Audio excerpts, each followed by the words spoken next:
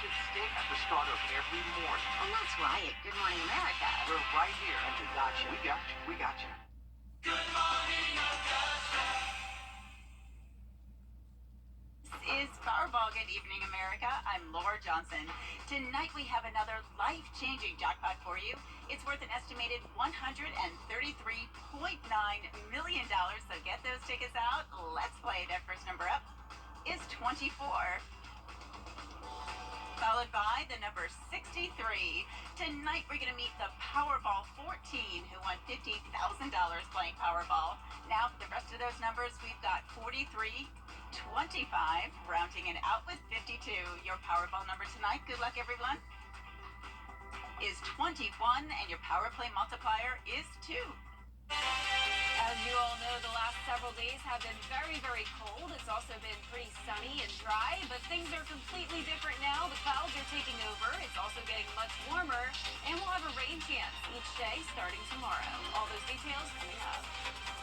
Right now on News Channel 6 at 11, the point-in-time count, how this annual effort will help serve the homeless.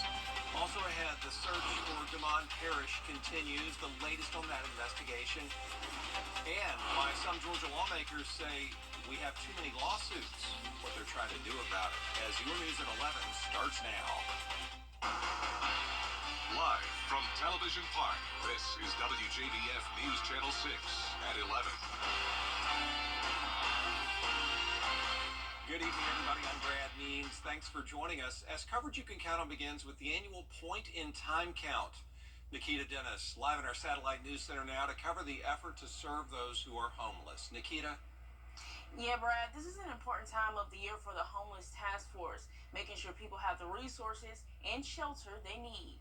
And we meet the folks when they come in the door, and we interview them with just a few minutes of questions, and then we give them a resource bag and send them on their way. Each year, the city of Augusta conducts a point-in-time count to tally the homeless population.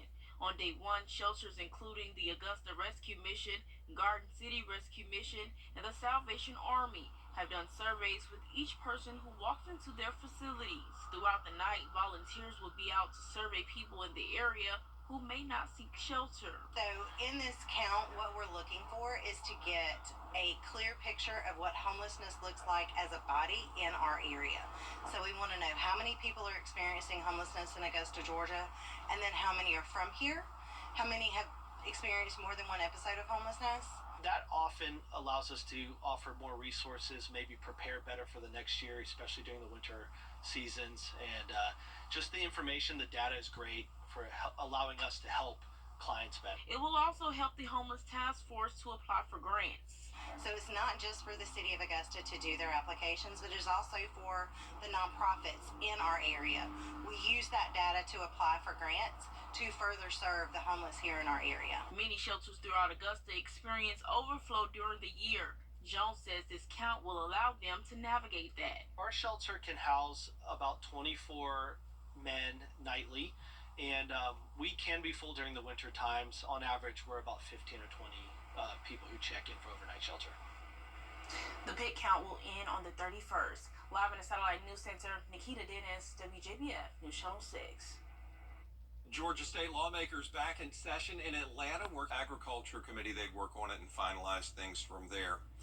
It is time now for our first check of our weather. Let's check in with meteorologist Jenna Petraccio on a mild Monday night. Yeah, so excited to not be freezing for once when stepping outside tonight. It has been so cold. A lot of us in the teens, even some single digits on Sunday morning, but completely different as we go into the rest of this week. It will continue to get warmer each day. Here's a live look at our Terry Lambert Hyundai Skyview Cam over in Aiken.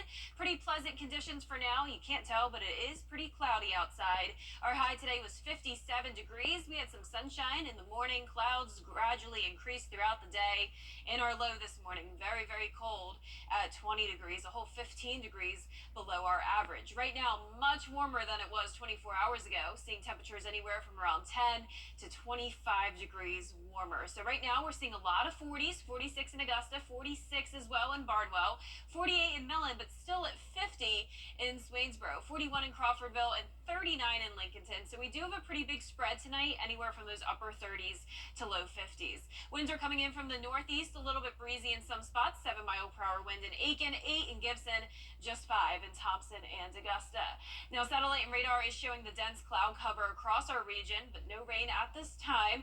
We do have a warm front approaching, though. This will pretty much stall out to our south with high pressure remaining towards our northeast. This creates a wedge setup, so tomorrow will be cloudy along with some showers and also a pretty big variety of temperatures. But here in town, we will be in the upper 30s to low 40s tomorrow with the scattered light rain showers.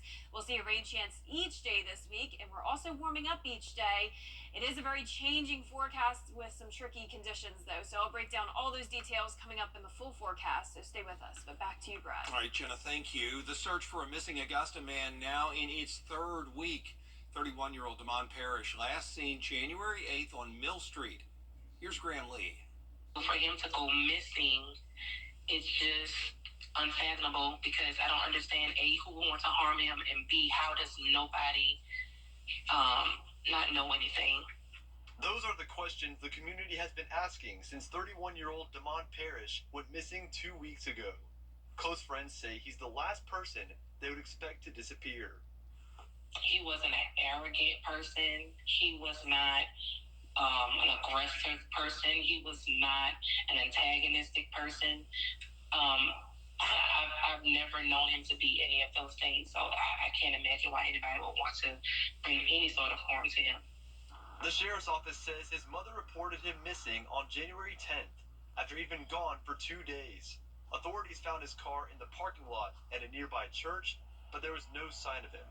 Many on social media have shown support for Damon, but Taya says the biggest thing the community wants is justice for her friend. The only thing that I can even fathom is that he carried such a bright light, and sometimes it's unfortunate, but we're living in a cruel world where people just don't like to see bright light shine. He's not a criminal. He's not a thug. He's not anybody that's wayward or was a castaway.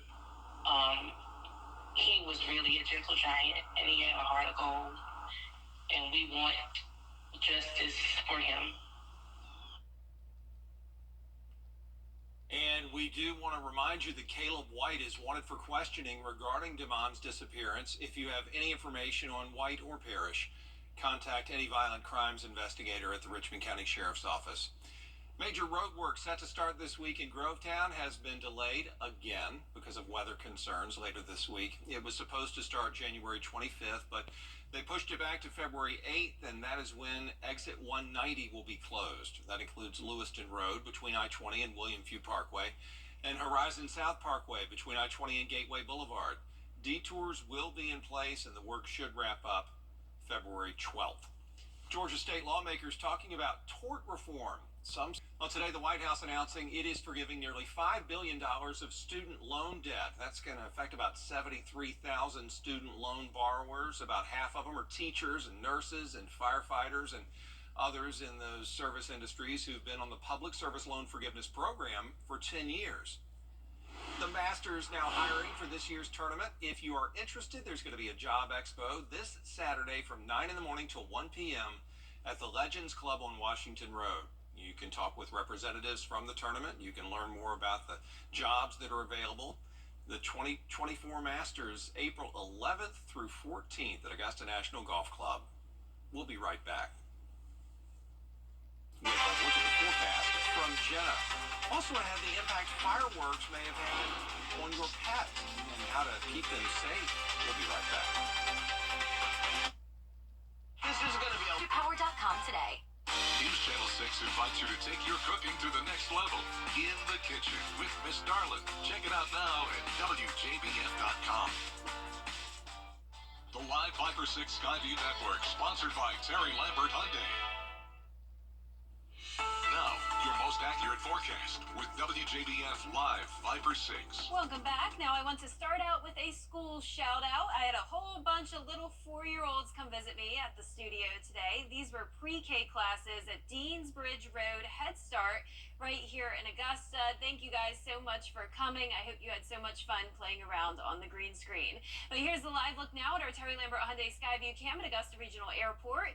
It's a little bit breezy tonight with clouds taking over, overcast skies with a much warmer temperature compared to the last several nights. We're at 46 degrees, northeast wind at 5 miles per hour. Dew point still pretty low in the low 30s. Now we do have a big variety of temperatures, anywhere from the low 40s, even some upper 30s, down to the 50-degree mark in Swainsboro and Augusta, again right in between. So satellite and radar showing clouds for all of us, but no rain at this time. That will change though tomorrow morning. I am expecting some scattered light rain showers to be around.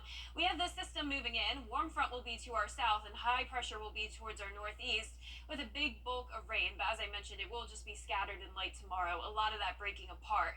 The main story tomorrow is the temperatures. It will be noticeably warmer, especially for our southern counties. A lot of us making it into the low 60s, but because we are in this wedge setup, that means a big variety of temperatures. Our northern counties only topping off in the low 50s tomorrow due to that high pressure once again to our north.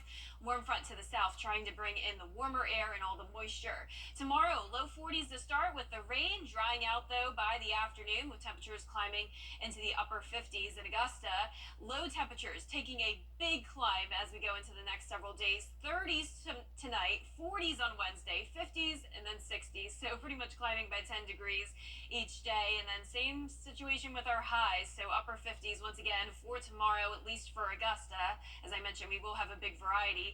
69 on Wednesday, and that day we'll also see a big variety of temperatures since that wedge setup will still be in place. I'm thinking we could be anywhere from the upper 50s through mid 70s on Wednesday, but the entire CSRA will be into the 70s by Thursday, going with a high of 76 in Augusta. So with the complicated temperatures that are rising, we also have some rising rain chances. For Tuesday and Wednesday, only isolated showers, a few storms possible as well on Thursday because we will have a cold front move through. That also brings us the warmer temperatures, and then our best chance of rain will be Friday and Saturday. So let's break it down here on our future cast. This is midnight. By around 4 a.m. today, that's when the scattered light rain will move in. Drying out though by the afternoon, just the clouds sticking around. So we'll have that warm front lift through on Wednesday. Really not expecting much rain on Wednesday though. It's going to be this cold front that we'll have to watch by Thursday, which once again could bring us a few more showers along with a few thunderstorms. Since it will be very warm outside, we'll definitely have that fuel for the thunderstorm development. Once again, though, let's take a closer look at home tonight at midnight. The clouds around, rain moves in. This is 5 a.m. in the morning. Really won't impact your commute too much. Super light rain. 9 a.m. still seeing it across the area, but by 11, 12 o'clock, we are pretty much done with it. Just the clouds really not breaking. Lows tonight, anywhere from the low 30s through mid 40s. Big variety, mostly cloudy skies. Highs tomorrow, low 50s through low 60s. And your 10-day forecast showing the warm up each day and also those chances of rain. Once again, Thursday we could see some storms. Friday and Saturday will be our wettest 2 days of the week with a 50% chance. On Sunday, though, we will finally start to dry and clear out. Temperatures will fall back into the 60s. And next week, we'll be back to sunshine, dry weather, and a little bit cooler, but still not nearly as cold as it's been the last few days. Thank goodness. All right, Jenna. Augusta Animal Services getting the word out about animals and fireworks. You know, that agency shelters between 45 to 65 stray dogs, and they say there are always more after holidays involving fireworks. You can leave a water bottle or some familiar bedding outside of your house to try to make the dog feel comfortable enough to come back. If it's a cat that's missing, sometimes putting their litter box right outside your house can help too. Make sure your contact information is correct on your pet's collar and that it is microchipped. Still ahead, voters in New Hampshire about to cast their votes as Donald Trump and Nikki Haley vie for the Republican presidential nomination. We'll have a preview of those primaries when we come back. But first, the winning numbers for the night South Carolina Lottery Pick 3, 412. Pick 4 tonight, 9800. The Fireball was 1. This is Ron. The deadline to apply for an absentee ballot tomorrow by 5 in the afternoon, and then Election Day itself is February 3rd. Coming up next, The Braves AA affiliate moving to Columbus. And the Atlanta Hawks look to get back in the win column tonight against the Kings. In sports. Some people hear the name. The News Channel 6 mobile app is now even better. Download it today. Weather headlines on News Channel 6, brought to you by Jamie Casino Injury Attorneys. The Coffee Club on News Channel 6, sponsored by Honda Cars of Aiken. Now, WJBF sports coverage you can count on. The Hawks were on quite a hot streak, earning 3 straight wins over top teams, including a 109-108 victory over the leader of the Southeast, the Miami Heat. But then they lost to the Cleveland Cavaliers. So on Monday, Atlanta looked to bounce back against the Kings. Atlanta hit the road to take on Sacramento for a rematch against the Kings. The two teams met back in December, with Sacktown getting the narrow victory 117-110, thanks in part to De'Aaron Fox's second half push. Fox scored 26 of his 31 points after halftime, and the Kings rallied back from a 23-point deficit. Hawks shooting guard DeJounte Murray spoke to the media about how much he believes in his teammates and what the Hawks need to do if they want to get back in the win column long term. We got a lot of things we got to work on, which one is taking care of the ball and myself, starting myself, run down. And, like I said, at the end of the day, we want to be in better games than that. I mean, that's what builds great teams, when you believe in the guy next to you, and most importantly, you want the guy to succeed next to you. So tonight, we'll take a look at the score. The game's currently at halftime. Hawks are trailing 57-40. It is still early, but Atlanta's scoring leader so far is DeJounte Murray with 12 points, followed by Clint Capella and Bogey Bogdanovich with 9 each. Next year, Golden Park will be home to the AA affiliate of the Atlanta Braves, making it the first time the Braves organization has set up in Columbus. Columbus native and former minor league baseball coach Gary Ingram says the move is going to have a positive impact on the community. WRBL's Richard Castillo has the story. Columbus, look out and get ready, because this is going to bring some more traction and some more baseball fever to the area. Gary Ingram played high school baseball for Bobby Howard at Columbus High. Eventually, he was drafted by the LA Dodgers in 1988. In 2001, Gary's baseball journey took him to coaching, where he coached for the South Georgia Waves and Columbus Catfish. Eventually, he coached the Mississippi Braves as well. He wants baseball fans in the Chattahoochee Valley to know this club will have players knocking on the door of the big leagues. They're definitely going to see some up-and-coming stars that are getting ready to launch their major league career from Columbus. AA has been a platform for major league players because most of your prospects are at the AA level. There's also a chance some of the superstars from the Atlanta Braves will also play in Columbus. This bridges the gap for more fans to see those kind of players up close. The Michael Harris, the Cunhas, the Albies, all those guys are going to have an opportunity. Hopefully they don't get hurt, but if they need to do a rehab assignment, they'll just get on in a shuttle, come straight down to Columbus, get about 5 to 10 games in. The fans here can see them in person, because you got to remember, a lot of fans can't get up to Atlanta to see those guys.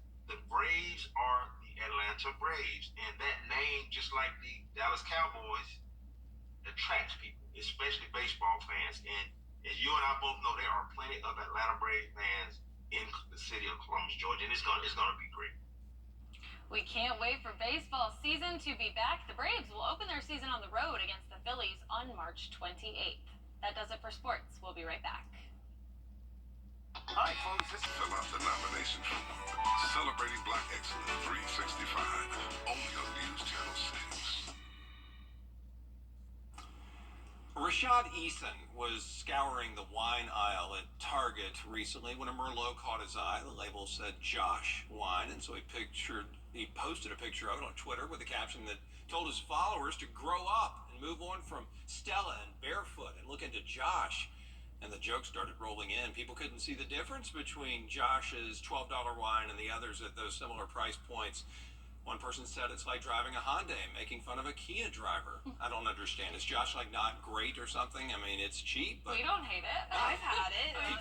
We actually kind of like it. people say it's drinkable. Yeah. Yeah, I don't see a difference. I mean, for me, just all the cheap wine is good wine. Sure. Haters out there. Aren't they? Well, for our forecast this week, it is going to be cloudy. We're also going to have chances of rain with temperatures warming up this